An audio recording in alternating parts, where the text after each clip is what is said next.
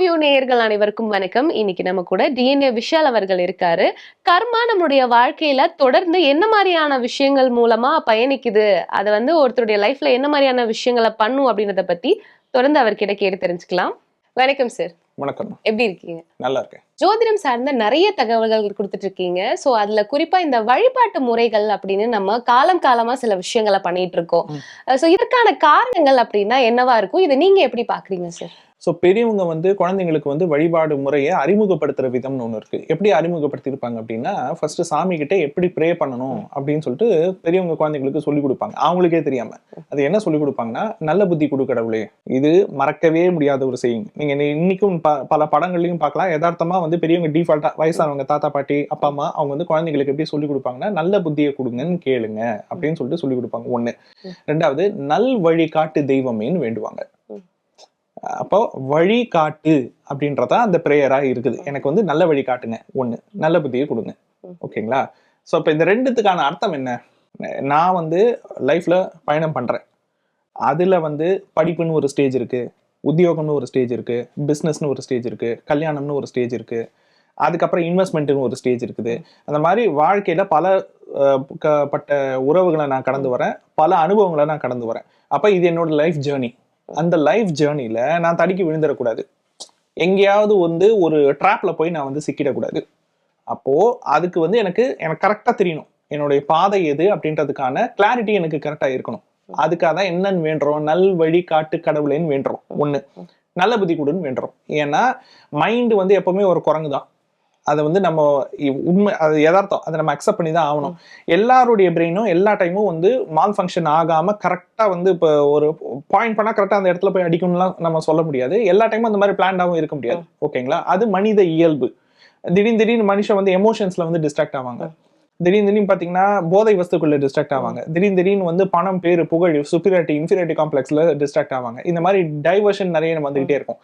அதுலலாம் மாட்டாம, அதுலலாம் போயிட்டு லாக் ஆகி உட்காராம நம்மளுடைய லைஃப் ஜேர்னி அடுத்தடுத்த ப்ரொக்ரெஷனை நோக்கி நவரணும் அப்படின்னா அந்த பிரெயின் சூப்பர் பிரெயினா இருக்கணும். ஓகேங்களா? அதுதான் நல்ல புத்தி கொடு கடவுளே. இதுதான் ரெண்டு விஷயம். இந்த ரெண்டு விஷயம் ஒரு ஆன்மா கிட்ட இருந்து, ஒரு தெய்வத்துக்கிட்ட இருந்து நமக்கு கிடைச்சது அப்படின்னா நம்ம லைஃப் சக்சஸ். நம்ம வரைக்கும் it is a personal success. கரெக்டுங்களா? பர்சனல் சக்சஸ்ன்னு சொல்றதை விட ஃபெயிலியர் இல்லாம அவங்க பாட்டுக்கு கரெக்டா அவங்களோட ஜேர்னில போயிட்டு இருப்பாங்க. தடை எதுவும் இருக்காது, கரெக்டா போயிட்டு இருக்கும். ஆனா இந்த ரெண்டு விஷயத்துக்காக தான் மக்கள் கோவிலுக்கு போறாங்க, இந்த ரெண்டு விஷயத்துக்காக தான் பரிகார ஸ்தலங்களுக்கு போறாங்கன்னு நீங்க நினைக்கிறீங்களா? கிடையாது. அங்க போய் என்ன வந்துருவாங்கன்னா, ஏதாச்சும் ஒரு வேண்டுதல் இருக்கும், எனக்கு இதை நீங்க செஞ்சு கொடுங்க.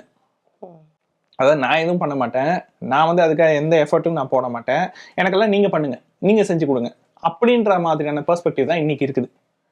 அதை உருவாக்கியதுல பெரும் பங்கு யாருக்கு இருக்கு அப்படின்னா, ஜோதிடர்களுக்கு இருக்கு, புரோகிதர்களுக்கு இருக்கு.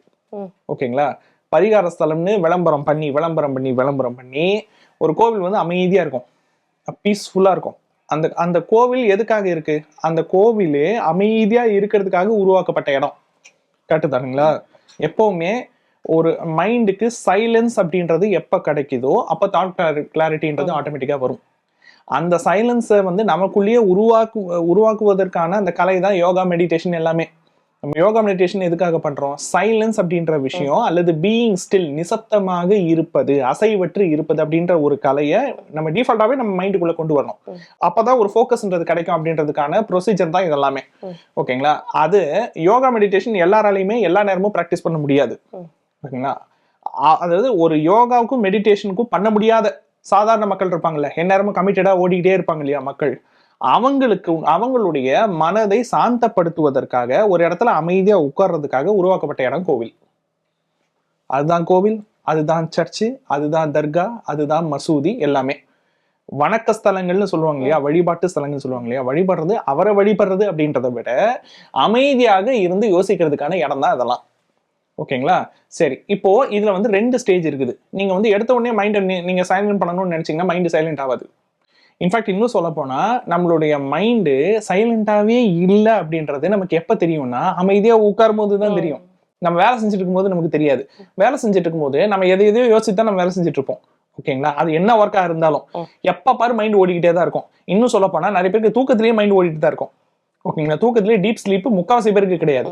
பாதி பேர் வந்து ஒண்ணு கனவுல இருப்பாங்க, அப்படி இல்லைன்னா கற்பனை உலகத்துல இருப்பாங்க, அப்படி இல்லைன்னா அவங்களோட டிசைர் யோசிச்சுட்டு இருப்பாங்க, இல்ல நடக்கக்கூடாத விஷயத்தை பத்தி யோசிச்சுட்டு இருப்பாங்க. அதை பத்தின விஷுவல்ஸ் எல்லாம் மைண்ட்ல ஓடிட்டு இருக்கும். நிறைய பேர் தூங்கும் போதே கண்ணு அப்படி இப்படி ஓடிக்கிட்டு இருக்கும்.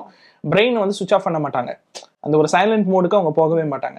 அந்த சைலண்ட் மோடுனா என்ன அப்படின்றத புரிய வைப்பதற்கான கலை தான் வாசியும், யோகாவும், மெடிடேஷனும். ஓகேங்களா? ஆனா அதை பிராக்டிஸ் பண்றதுக்கு பல வருஷம் ஆகும். எல்லாராலையும் அதை பிராக்டிஸ் பண்ண முடியாது. அப்ப அதுக்கு ஆல்டர்னேட்டிவா உருவாக்கப்பட்டதான் கோவில். ஓகேங்களா? சரி, அப்போ அதுல வந்து ரெண்டு விஷயம் இருக்கு. டைரக்டா உங்களால சைலன்ஸை உருவாக்க முடியும்னா டைரக்டா உருவாக்க முடியாது. ஃபர்ஸ்ட் அந்த சைலன்ஸை உருவாக்குறதுக்குன்னு ஒரு ஃபோக்கஸ் பாயிண்ட் வேணும். ஓகேங்களா? எல்லாத்தையும் விட்டுரு, ஒரே ஒரு ஃபோக்கஸ்ல மட்டும் மைண்டை நிறுத்து அப்படின்னு சொன்னா அந்த ஃபோக்கஸ் என்னன்னு கேட்பாங்கல்ல, அந்த ஃபோக்கஸ் தான் கடவுள். உள் கடந்து இருக்க மாட்டேன்னு சொல்றாங்கல்ல, அந்த ஃபோக்கஸ் தான் கடவுள், அதுதான் தெய்வம். ஓகேங்களா? இன்னைக்கும் கோவில்ல நோட் பண்ணுங்க, அப்படியே கச்ச கச்ச கச்சன்னு பேசிட்டே இருப்பாங்க. கரெக்டா அந்த தீபாராதனை காட்டுற டைம் எல்லாம் ஒரு சைலண்ட் ஆவாங்க. சாமி பாருங்க. அப்பதான் அந்த ஃபோக்கஸ் வந்து அங்க மேல போகும். ஆக்சுவலா அந்த ஃபோக்கஸ் கோவிலுக்குள்ள நுழைஞ்சதுல இருந்து வெளியில போற வரைக்குமாவது இருக்கணும் மினிமம். அப்போ அந்த டிஸ்ட்ராக்ஷனை தவிர்க்கிறதுக்காகவும் அந்த ஃபோக்கஸை உருவாக்குவதற்காகவும் உருவாக்கப்பட்டதான் கோவில். ஓகேங்களா? இதை வந்து என்ன பண்ணிட்டாங்க, இன்னைக்கு வந்து மறந்துட்டு கடவுள் வந்து இன்னைக்கு வந்து என்னவா ஆயிட்டாருன்னா அலாவுதீன் விளக்கு பூதம் மாதிரி ஆயிட்டாரு. கேட்டதெல்லாம் கொடுக்குற பூதம் மாதிரி இன்னைக்கு வந்து கடவுள் ஆயிடுச்சு. பிரபஞ்ச சக்தியும் கேட்டதெல்லாம் கொடுக்குறது அப்படின்ற மாதிரி ஆயிடுச்சு. கேட்டதெல்லாம் அவங்க கொடுக்கல, நம்ம ஒரு விஷயம் கேட்கறோம், அதுக்கான டைரக்ஷனை காட்டணும்ல, அது எங்க இருக்குதுன்னு மேப் பண்ணணும் இல்லையா, எப்படி போகணும்னு மேப் பண்ணணும் இல்லையா, அதை காட்டுறதுதான் அதனுடைய வேலை. பிரபஞ்சமோ அல்லது கடவுளுடைய வேலை அவ்வளவுதான். ஓகேங்களா? பயணிக்கிறது யார் பயணிக்கணும்? நம்ம தான் பயணிக்கணும். ஓகேங்களா? ஒண்ணு. ரெண்டாவது, சைலன்ஸ் அப்படின்றது அந்த விஷயத்துக்கான வேல்யூ உங்களுக்கு வந்து எப்படி புரியணும்னா, நிறைய சினிமாவில் நீங்க வந்து பார்க்கலாம். நீங்க வசூல் ராஜான்னு ஒரு படம் பார்த்துருப்பீங்க. ஓகேங்களா? எந்நேரமும் பேசிக்கிட்டே இருக்கும் அந்த கூட்டம். ஓகேங்களா? ஆனா அதுல ஒரு வயசானவர் இருப்பாரு. அவரு வந்து கேரம் விளையாடும் போது எல்லாரும் சைலண்டா இருப்பாங்க. இடையில ஒருத்தர் பேச வரும்போது அப்படிம்பாரு. கமல்ஹாசன் வந்து அந்த ஒரு சீன் நீங்க பார்த்திருப்பீங்க. சைலண்டா இருங்க அப்படிம்பாரு. அப்படி நிசப்தமா இருக்கும். ஒரு காயின் விழுந்தா கூட அப்படி சவுண்ட் கேட்கும். அந்த டைம்ல அவருடைய பிரெயின் வந்து நார்மல் பிரெயினா இருக்காது, சூப்பர் பிரெயினா இருக்கும். கரெக்டா அப்படி பிளான் பண்ணாலும் கரெக்டா ஸ்பாட்ல போய் அடிப்பாரு. இது ஒண்ணு. இதை விட இன்னொரு எக்ஸாம்பிள் என்னன்னு பாத்தீங்கன்னா, அவன் இவன் நீங்க ஒரு படம் பார்த்திருப்பீங்க. ஆர்யாவும் விஷாலும் நடிச்சது. அதுல நீங்களே சொல்லுங்க, அந்த ஆர்யாவோட கேரக்டர் டாக்கிட்டிவ், எப்ப பாரு பேசிக்கிட்டே இருப்பாரு. ஓகேங்களா? அப்போ ஒரு மனுஷன் எந்த அளவுக்கு எக்ஸ்ட்ரோவர்ட்டா இருக்கிறாங்களோ, எக்ஸ்ட்ரோவர்ட்டான இருந்தாதான் நீங்க வந்து அந்த அளவுக்கு டாக்கிட்டிவா இருக்க முடியும். ஓகேங்களா? ஏன்னா இன்ட்ரோவர்ட் வந்து பழகவே மாட்டாங்க, பேசவும் மாட்டாங்க. நீங்க நம்ம வந்து பொதுவா நம்மளுடைய சைக்காலஜிக்கல் லேர்னிங்ல என்ன சொல்லி வச்சிருக்காங்க, சயின்டிஸ்ட் எல்லாம் பல பேர் வந்து இன்ட்ரோவர்ட், அவங்க வந்து எக்ஸ்ட்ரோவர்ட் கிடையாது, அவங்க வந்து பப்ளிக்கோட ரொம்ப இது பண்ண மாட்டாங்க, எப்ப பாரு லேப்லயே இருப்பாங்க அப்படின்னு சொல்லிட்டு. இன்ட்ரோவர்ட்டுக்கு வந்து சைலன்ஸ்ன்றது ஈஸி, எக்ஸ்ட்ரோவர்ட்டுக்கு சைலன்ஸ்ன்றது அந்த அளவுக்கு ஈஸி கிடையாது. ஏன்னா அவங்க கம்யூனிகேஷன்லயே இருப்பாங்க, அவங்களுடைய தாட்ஸ் ஓடிக்கிட்டே இருக்கும். அவங்க வாய் பேசுறதை விட இன்னும் பல பங்கு வேகத்துல அவங்களுடைய தாட்ஸ் ஓடும். அப்படி பேசிக்கிட்டே இருக்கக்கூடிய அந்த ஆர்யா என்ன பண்ணுவாருன்னா, ஒரு ஜட்ஜ் வீட்டுக்கு போவாரு சாவி செய்யறதுக்கு. ஓகேங்களா? சாவி செய்யற வரைக்கும் கிண்டல் பண்ணிக்கிட்டே இருப்பாரு, பேசிக்கிட்டே இருப்பாரு, கெஞ்சுவாங்க எப்படியாச்சும் அதை செஞ்சு முடிச்சு கொடுத்துருங்கன்ட்டு. அந்த வேலையை ஆரம்பிப்பாரு பாருங்க, அந்த செகண்ட்ல இருந்து அவர் பேச மாட்டாரு. அந்த சாவியை வந்து அப்படி தீட்டிக்கிட்டே இருப்பாரு. ஓகேங்களா? பக்கத்துல இருக்கிற அந்த பையன் வந்து பாருங்க, அவர் முகத்துல வந்து எவ்வளவு பய ரேகெல்லாம் இருக்கு, எப்படி பயப்படுறாரு பாருங்க அப்படின்னு சொல்லும் பொழுது ஆர்யா கிட்ட இருந்து ஒரே ஒரு ரிப்ளை தான் வரும், ஏய் பேசாமடுறா அப்படிம்பாரு. அதுவும் சைலண்டா வரும். அப்போ அதை என்ன புரிஞ்சுக்கலாம்னா, அவ்வளவு சைலண்டா இருக்கு அவருடைய மைண்ட். அந்த சைலன்ஸ்ல ஃபோக்கஸ் வந்து பயங்கரமா இருக்கு. இது எப்படின்னா, 3 போர்ஷன் சொல்றாங்க இல்லையா, conscious brain, subconscious, unconscious. Unconscious இல்ல சூப்பர் கான்சியஸ் எப்படி வேணாலும் நீங்க வச்சுக்கலாம்.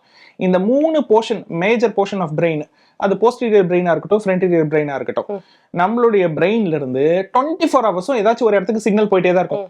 ஈவன் நம்ம தூங்கும் போது கூட வாலண்டரி ஆர்கன்ஸ் இருக்குது, இன்வாலண்டரி ஆர்கன்ஸ் இருக்குது. இன்வாலண்டரி ஆர்கன்ஸ் எல்லாம் நம்மளுடைய பர்மிஷனே இல்லாம இயங்கிட்டு இருக்கு. அப்ப அதுக்கு சிக்னல் எங்க இருந்து போகுது? பிரெயின்ல இருந்து தான் போகுது. கரெக்ட்டுங்களா? அப்போ அந்த பிரெயின்ல இருந்து நியூரான்ஸ் எப்ப பாரு மெசேஜ் கொடுத்துக்கிட்டே இருக்கும். சரி, இப்போ அது வந்து அன்கான்சியஸ் தான் நடக்குது. சரி, கான்சியஸ்ன்றது என்ன? நம்மளா வாலண்டியரா வந்து இயக்கிறது. ஓகேங்களா?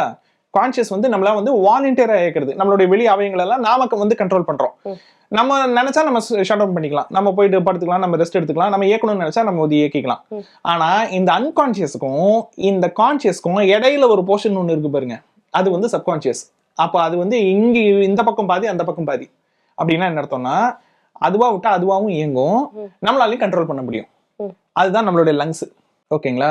மற்ற உறுப்புகள்ல எதுவுமே உள் உறுப்புகள்ல எதுவுமே நம்மளால வாலண்டரியா கண்ட்ரோல் பண்ண முடியாது. ஹார்ட்டை நம்மளால கண்ட்ரோல் பண்ண முடியாது, லிவரை கண்ட்ரோல் பண்ண முடியாது, கிட்னியை கண்ட்ரோல் பண்ண முடியாது, எதையுமே நம்மளால கண்ட்ரோல் பண்ண முடியாது. ஓகேங்களா? வெளி அவயங்கள்ன்றது நம்மளோட இஷ்டம். ஓகேங்களா? ஆனா தானாவும் இயங்குற நாமாவும் கட்டுப்படுத்தக்கூடிய ஒரே ஒரு உறுப்பு எதுனா லங்ஸ் தான். எப்படி சார் அது? மூச்சை நம்மளால கட்டுப்படுத்த முடியும்ல, நாம நினைச்சா ஹோல்ட் பண்றோம்ல, பிரெத் இழுக்கிறோம், இழுத்துட்டு தண்ணிக்குள்ள முக்குறோம்னா மூச்சு விடக்கூடாது அப்படின்னு நினைச்சா லங்ஸ் அப்படியே ஹோல்ட் ஆகுது இல்ல. ஓகே சரி, இப்ப நீங்க விட்டுட்டீங்கப்பா, நீங்க ஃப்ரீயா விட்டுட்டீங்க, அதாவது மூச்சை நீங்க கான்சியஸா இழுக்கல, நீங்க ஃப்ரீயா விட்டாலும் மூச்சு ஆட்டோமேட்டிக்கா அது பாட்டுக்கு இயங்கிட்டு இருக்கும். சோ அப்போ உங்களால மேனுவலாவும் கண்ட்ரோல் எடுக்க முடியும், உங்களுடைய மேனுவல் தலையீடு இல்லாம ஆட்டோமேட்டிக்காவும் அது இயங்கும். சோ லங்ஸ் மட்டும்தான் போத் மேனுவல் அண்ட் ஆட்டோமேட்டிக். ஓகேங்களா? அதனால லங்ஸை ஒருத்தர் கட்டுப்படுத்துறது மூலியமா ஆட்டோமேட்டிக்காக இயங்குற மற்ற உறுப்புகள் இருக்கு இல்லையா, அதை வந்து ஒருத்தரால கண்ட்ரோல் பண்ண முடியும் அப்படின்றதுக்கான ரிசர்ச் தான் பிராணயாமம். அதான் பிரீதிங் எக்ஸசைஸ். அதுதான் மெடிடேஷனுடைய ஆரம்பம். அதுக்கப்புறமா மெடிடேஷன்ன்றது வந்துருது. ஏன்னா மூச்சை ஒருத்தர் பிடிச்சிட்டாரு அப்படின்னா மைண்டை ஒருத்தரால கண்ட்ரோல் பண்ண முடியும். இதெல்லாம் வந்து டெக்னிக்கலா யோகாக்குள்ள நுழையிறவங்களுக்கு தெரியும். யோகாக்குள்ள நுழையாதவங்களுக்கு அதை பத்தி நாலேஜே சுத்தமா கிடையாது. அப்போ அவங்கள அறியாமலேயே அவங்களுக்குள்ள ஒரு சைலன்ஸை உருவாக்கணும். அந்த சைலன்ஸை உருவாக்குனா மூச்சு சீராகும். பட் ஆனா அது பிராக்டிஸ் பண்றது ரொம்ப கஷ்டம் இல்ல சார்? ரொம்ப ரெண்டு விஷயம் தான். இந்த நம்மளுடைய பிரீதிங் இருக்குல்ல, நம்மளுடைய பிரீதிங்கும் நம்மளுடைய தாட்ஸும் ஒன்றோடு ஒன்று கனெக்டட். இப்போ பயம் வருது, அப்ப பிரீதிங் பயங்கரமா ஆகுதா? பிரீதிங் ஸ்டேபிளா இருக்காது. ஓகேங்களா? லங்ஸ் ஸ்டேபிளா இருக்காது, ஹார்ட் பீட்டும் ஸ்டேபிளா இருக்காது. கோவம் வருது, அப்பவும் லங்ஸ் ஸ்டேபிளா இருக்காது, ஹார்ட் பீட் வந்து ஸ்டேபிளா இருக்காது. கரெக்ட் தானே? நமக்கு ஒரு எக்ஸ்டர்னல் ப்ரெஷர் வருது, எக்ஸ்டர்னல் ஆபத்து வருது. இப்ப திடீர்னு இப்ப அந்த டைம்ல ஒரு பாம்போ ஒரு தேளோ வருது, நம்ம டக்குன்னு ரியாக்ட் பண்ணுவோம். அப்ப ஹார்ட் பீட் பயங்கரமா இயங்கும்.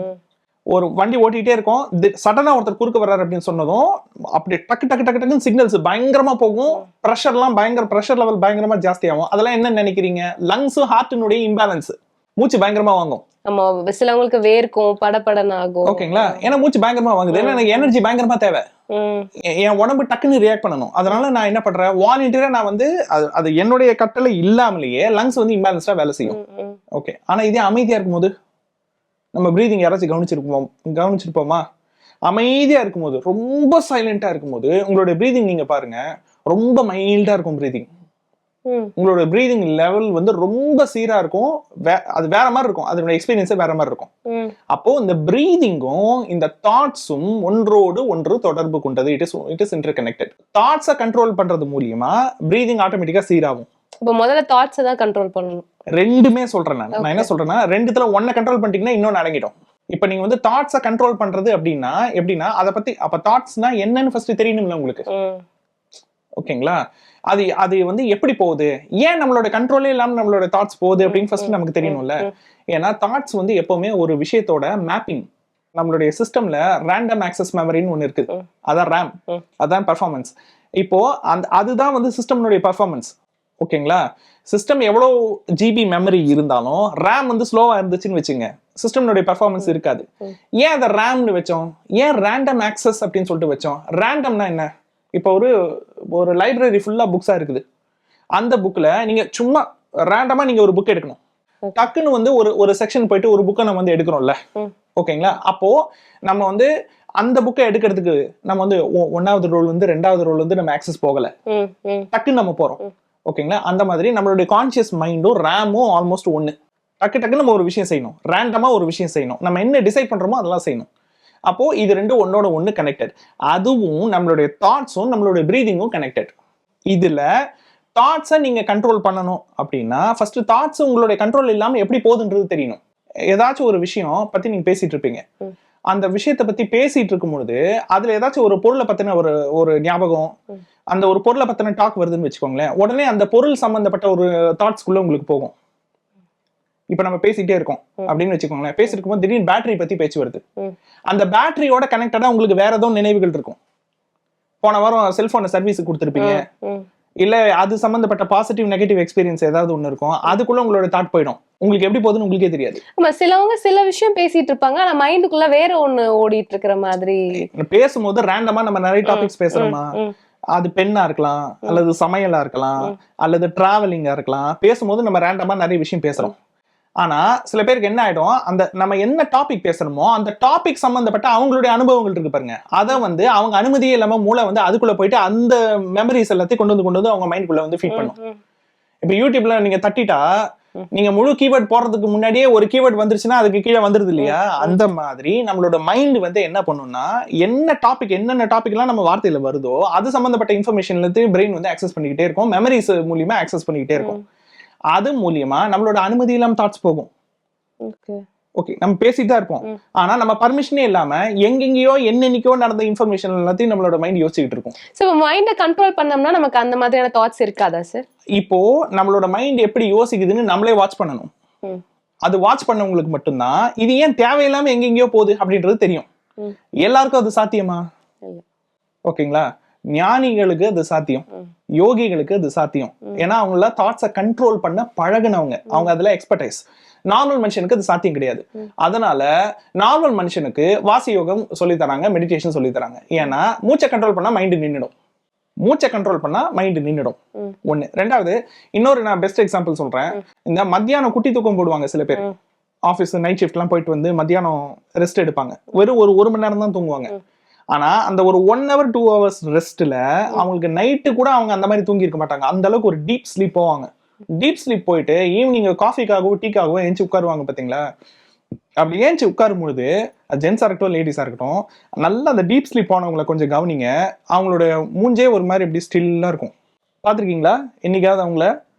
என்ன காரணம் சார்? வேவரிங்கே இருக்காது. ஏன்னா மைண்ட் கம்ப்ளீட்டா ஷட் டவுன் ஆயிடுச்சு. நம்ம என்ன சொல்றோம், ஏன்டா பித்து பிடிச்ச மாதிரி உட்கார்ந்துருக்க சொல்லுவாங்களா, தூக்க மப்புல இருந்து அவர் இன்னும் வெளியே வரல, நம்ம அதை போய் மப்புன்னு சொல்றோம். அது மப்பு கிடையாது, உண்மையிலேயே அதுதான் தெளிவான மைண்ட் செட். ஓகேங்களா? ஏன்னா தூங்கும் பொழுது உண்மையிலேயே அவங்க அந்த அளவுக்கு டீப் ஸ்லீப் போயிட்டாங்க. இப்பதான் இப்ப லேப்டாப் ஆன் பண்ற மாதிரி, மொபைல் ஆன் பண்ற மாதிரி, அந்த மியூசிக் எல்லாம் வந்து ஆன் ஆகுற மாதிரி இப்பதான் பொதுவா ஆன் ஆகிட்டு இருக்கு. அப்படி ஆன் ஆகும்போது ஒரு சைலண்டான ஒரு மைண்ட் செட்ல இருப்பாங்க. காஃபி குடிக்கும் போது பாத்திருப்பீங்களா, அந்த கண்ணினுடைய இமை ஆடவே ஆடாது, அந்த ரெட்டினா இருக்கு இல்லையா, அந்த கண்ணு ஆடவே ஆடாது. ஏன்னா தாட்ஸ் வந்து மூவ்மெண்ட் ஆகிறதுக்கு தகுந்த மாதிரி கண்ணுடைய ரெட்டினா வந்து மூவ்மெண்ட் ஆகிட்டே இருக்கும். அதனாலதான் நம்ம தூக்கத்துல கனவுல போடுற விஷுவல்ஸ் எல்லாம் பாக்குறதுக்கு நம்மளோட கண்ணுடைய அந்த மூவ்மெண்ட் வந்து ஆடிட்டே இருக்கும். அப்போ அந்த கண்ணுடைய மூவ்மெண்ட் நின்னு போச்சு அப்படின்னா தாட்ஸ் நிக்குதுன்னு அர்த்தம். மூச்சு கண்ட்ரோல் ஆகுது அப்படின்னா தாட்ஸ் நிக்குதுன்னு அர்த்தம். இதுதான் நம்மளுடைய கண் பார்வைக்கும் நம்மளுடைய மூச்சுக்கும் நம்மளுடைய எண்ணத்துக்கும் இருக்கக்கூடிய 3 dimensional கனெக்ஷன். இதை உணர்த்துறது, இதை சொல்லி கொடுக்கறது வந்து, இதை கண்ட்ரோல் பண்றதுக்கு சொல்லி கொடுக்கறதுக்கான ஒரே ஒரு கலை பிராணாயாமமும் வாசி யோகமும் யோகாவும் தான். இதை சொல்லி கொடுக்க முடியாது, சொல்லி கொடுத்தாலும் நான் எல்லாத்துக்குமே டீச் பண்ண முடியாது அப்படின்றதுக்காக ஆல்டர்னேட்டிவாக உருவாக்கப்பட்டது தான் சமயமும் கோவில்களும். சோ அப்ப உள்ள எதுக்காக போறோம்? தாட் கிளாரிட்டிக்காக போறோம், சைலன்ஸ்க்காக போறோம். எதுக்காக சைலன்ஸ் ஆகணும்? அப்பதான் நம்ம மைண்ட் ஃபோக்கஸ் ஆகும். என்ன நடந்துட்டு இருக்கு, என்ன தப்பு நடந்துட்டு இருக்கு, நம்ம சைடு தப்பு இருக்கா, அந்த சைடு தப்பு இருக்கா, எப்படி சரி பண்றது, கரெக்டா அந்த ஒரு விஷயத்தை பத்தி மட்டுமே யோசிக்கும். கரெக்டுங்களா? அப்ப ஃபோக்கஸ் வரும். ஃபோக்கஸ் வந்துச்சுன்னா ஆட்டோமேட்டிக்கா அந்த பிரச்சனையை சால்வ் பண்றது எப்படின்னு கடவுள் சொல்லி கொடுக்க வேணாம், அவங்களுக்கே தெரிஞ்சிடும். அந்த உள்ள இருக்கக்கூடிய கடவுள் இருக்கா இருப்பாங்க, சூப்பர் பிரெயின், அந்த சூப்பர் பிரெயின் வேலை செய்ய ஆரம்பிச்சிடும். இவ்வளவுதான் விஷயம். ஓகேங்களா? ஆனா இது இன்னைக்கு எவ்வளவு பெரிய வியாபாரமா இருக்கு. இன்னைக்கு ஒண்ணு இல்ல, அமைதியா இருக்கு இந்த இடங்கள்லாம் இந்த யூடியூப்ல இந்த பரிகாரமா இந்த இடத்துக்கு போங்க, இந்த பரிகாரமா இந்த கோவிலுக்கு போங்கன்னு சொல்லி சொல்லி சொல்லி சொல்லி சொல்லி அது அந்த கோவில்ல அவ்வளோ சைலண்டா, அவ்வளோ வந்து நல்ல ஒரு வைபோட இருக்கும். இன்னைக்கு அங்கெல்லாம் கூட்டம் அப்படியே புத்திசல் மாதிரி கூட்டம் போய் போய் போய் போய் அது ஒரு எக்ஸிபிஷன் மாதிரி மாத்திட்டாங்க.